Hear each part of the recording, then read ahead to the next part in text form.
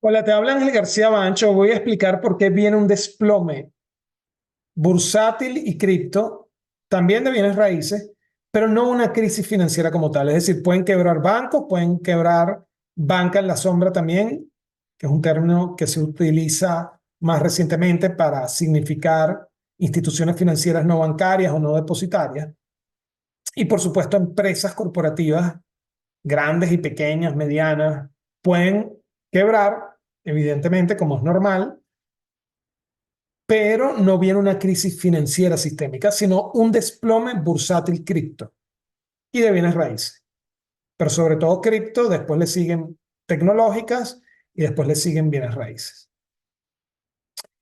Es decir, estamos hablando de una recesión que viene, pero no es causada por los balances, como ya verán, del sector privado, hogares y empresas que están robustos y que van a toda velocidad, sino va a ser causado por el Banco Central, que tiene que causar desde la perspectiva de la gestión de expectativas una recesión, ¿verdad? Para que en efecto esta ocurra y entonces se pueda contener el alza del ratio salario-productividad o la inflación núcleo, que está en 4%, y llevarla al 2%, que es la meta del banquero central. Y bueno, por supuesto, cuando ocurra ese desplome bursátil cripto, no vendrá el Banco Central a reinyectar porque no ha sido una recesión causada por el sector privado que reclame una respuesta de política económica por parte de las autoridades, sino todo lo contrario, una política económica para causar recesión, para llevar el ratio salario-productividad, la inflación salarial de costes unitarios y de precios, y por tanto la inflación núcleo en línea con lo que es la meta del banquero central del 2%. Entonces no va a haber reinyección, no va a haber una respuesta de salida a la crisis, porque los balances de los hogares están robustos, los balances de las empresas están robustos, ya lo van a ver. Entonces, cuando ocurre la recesión que será causada por las autoridades, no va a haber una reinyección monetaria o fiscal para sacar a la economía, porque precisamente esa recesión ha sido causada por las autoridades para poder contener la inflación, para poder enfriar el mercado de trabajo, que con toda la frontera abierta en los Estados Unidos y la migración extranjera, ¿verdad? La oferta de mano de obra extranjera no ha podido contener el ratio salario-productividad, sino en torno a 2 veces la meta del banquero central. Por tanto, ya la solución pareciera no estar del lado de la oferta de trabajo, sino del lado de la demanda de trabajo. Van a tener que destruir demanda de trabajo, es decir, puestos de trabajo, con una recesión como tal para poder devolver la inflación al 2%, que es la meta del banquero central. Entonces, no va a haber reinyección después de este desplome bursátil y cripto, lo mismo que decir que va a tomar tiempo para que se recuperen los valores. Esto que tenemos acá es la oferta de bienes y servicios, que es el Producto Interno Bruto, que aquí llamamos ingreso, más las importaciones, que es el producto que no viene del territorio, sino que viene de fuera del territorio, pero yo he restado la ecuación de ambos lados de la igualdad, menos las importaciones, entonces queda el Producto Interno Bruto, ingreso, destinado al consumo, a la inversión, al gasto público y a las exportaciones netas precisamente de esas importaciones. Eso es del lado de la oferta. ¿Okay? El producto se dedica a o bienes de consumo o bienes de inversión o a satisfacer necesidades de la administración pública o del resto del mundo. Neto, por supuesto, de lo que hayamos importado. Luego, desde el punto de vista de la demanda, ¿quién es el propietario de todo? De la banca, de las empresas financieras no bancarias, de las empresas corporativas grandes, pequeñas, medianas. Bueno, los hogares. Entonces, al final, todos los ingresos terminan en manos de los hogares, bien sea vía salarios o vía dividendos, intereses, etcétera. Y los hogares pueden consumir, ahorrar o utilizar esos ingresos para pagar impuestos. Cuando tomamos oferta y demanda y la igualamos, entonces tenemos que el consumo más la inversión más el gasto público más las exportaciones netas de las importaciones debe igualarse al consumo más el ahorro más los impuestos. Por supuesto, el consumo aparece de ambos lados, lo cancelamos y quedamos con el siguiente resultado. Inversión más gasto público más exportaciones netas de importaciones tiene que ser igual al ahorro menos los impuestos. Reacomodamos esta ecuación y tenemos que el ahorro neto de la inversión, que es lo mismo que decir el ahorro privado neto. Recuerden que la inversión la ejecutan las empresas, el ahorro lo ejecuta el hogar. La inversión es la compra de maquinaria, equipos, planta, oficina, tecnología, propiedad intelectual, etcétera. Y el ahorro es la compra de papelitos, de depósitos bancarios, certificados, letras, papeles comerciales, bonos, acciones, hasta otras formas de ahorro, otros instrumentos. Entonces, el exceso de compra de papelitos por encima del exceso de compra de esos activos reales de inversión, ¿verdad? Eh, es función de lo que ocurre con el déficit fiscal, que es el gasto público menos los impuestos, y la cuenta corriente, que son las exportaciones netas de las importaciones. Cuando hay una inyección neta fiscal, el gasto público excede los impuestos, bueno, aumenta el ahorro privado neto. Y cuando hay una inyección por parte del resto del mundo, es decir, en cuenta corriente con el resto del mundo tenemos un saldo positivo porque eh, percibimos, o sea, tenemos crédito con el resto del mundo en el sentido de que tenemos una posición acreedora, exportamos más de lo que importamos, entonces, bueno, por supuesto aumenta el ahorro del sector privado en la economía. Entonces, una forma de verlo es si las exportaciones y las importaciones son de igual tamaño, bueno, un déficit fiscal significa una inyección neta de dinero base y de ingresos netos para hogares y empresas que pueden ahorrar por encima de lo que están invirtiendo, ¿no? Y si lo vemos al revés, si el gasto público está en balance, bueno, una exportación neta de importaciones positiva, es decir, cuando tenemos un saldo acreedor en un cierto periodo con el resto del mundo, bueno, ahorramos, evidentemente. Entonces, aquí lo interesante es ver que, bueno, que durante 2020 hubo 21, 22, 23, ha habido una respuesta fiscal al confinamiento y, bueno, ha significado unas inyecciones que no veíamos desde el punto de vista fiscal desde la Segunda Guerra Mundial. Y bueno, entonces nos está dando 11,4, 8,1, 2 y 3,2 en el 20, 21, 22 y 23. 25 puntos del tamaño de la economía de reparación del balance de hogares y empresas que conforman el sector privado de la economía. ¿Cómo se dio esto? Bueno, por un déficit fiscal de casi 15 puntos en el 2020, casi 12 en el 21, 5 en el 22 y en el 23 de 6%. Eso da 38% aproximadamente.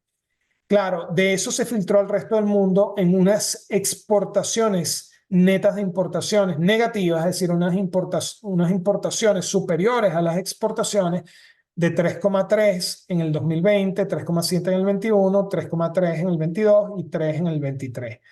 Entonces, los 38 de inyección fiscal, bueno, una parte se filtró 13% en importaciones que exceden las exportaciones vía cuenta corriente con el resto del mundo, y bueno, eso da un saldo del 25%, pero ha sido una reparación de balances descomunal.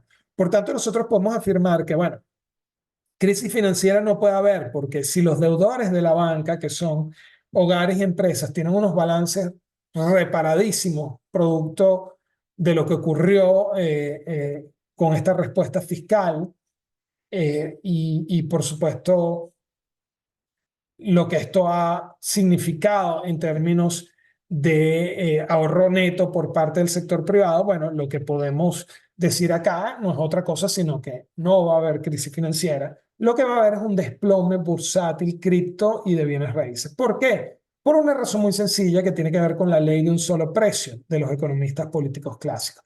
No puede seguir teniendo sentido que la producción vaya a un ritmo menor al de la especulación bursátil, la especulación con tecnológicas, con cripto y con bienes raíces.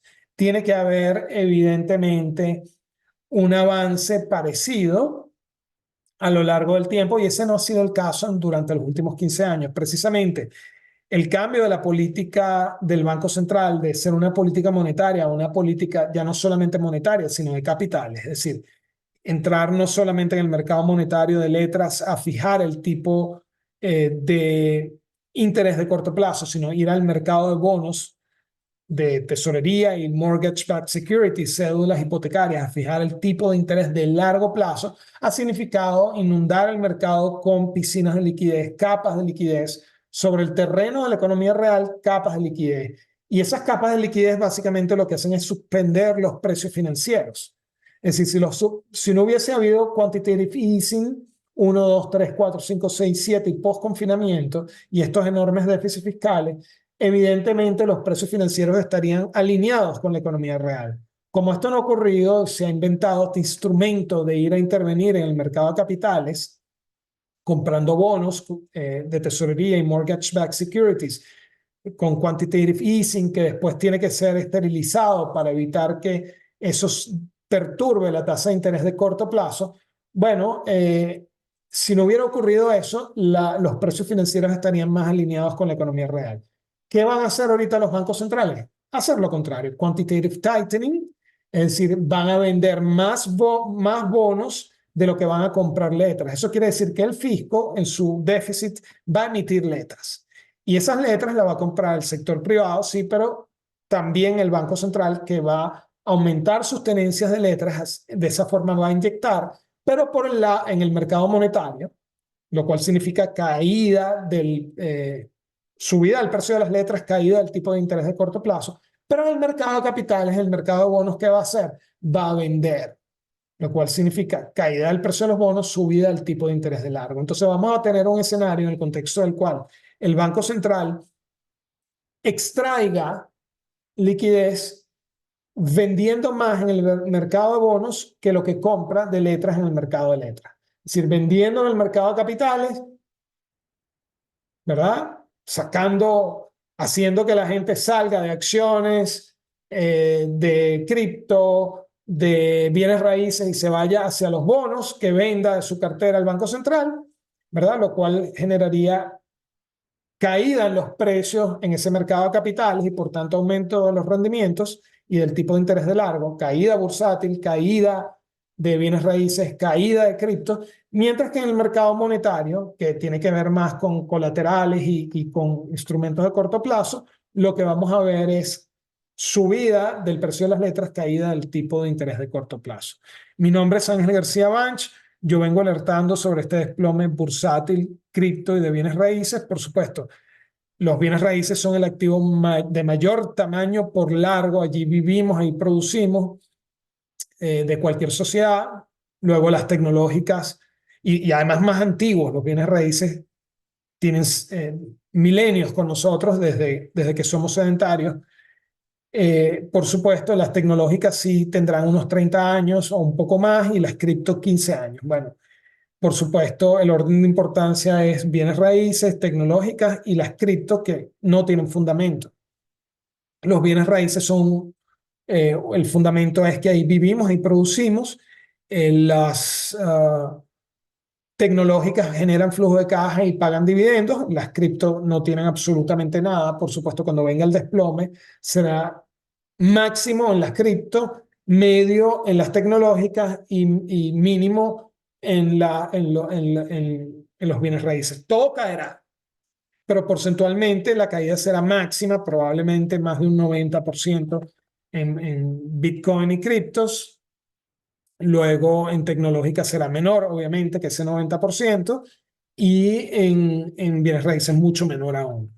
Pero viene un desplome bursátil, cripto, en la medida en que la ley de un solo precio empieza a regir a largo plazo, que no es otra cosa, sino que la producción, producir mercancías, no puede seguir rindiendo menos que la especulación bursátil con criptos y con bienes raíces, porque si no, entonces desaparecería la producción.